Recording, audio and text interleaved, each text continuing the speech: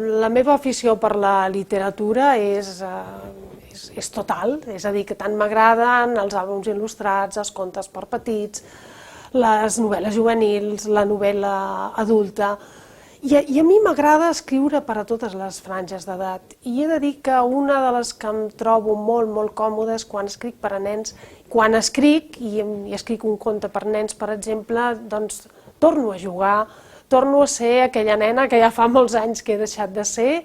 La història en temes molt delicats, que evidentment jo crec que els nens les volen saber, però parlar de la mort, per exemple, no és igual que fer-ho amb una persona gran que fer-ho amb una persona petita.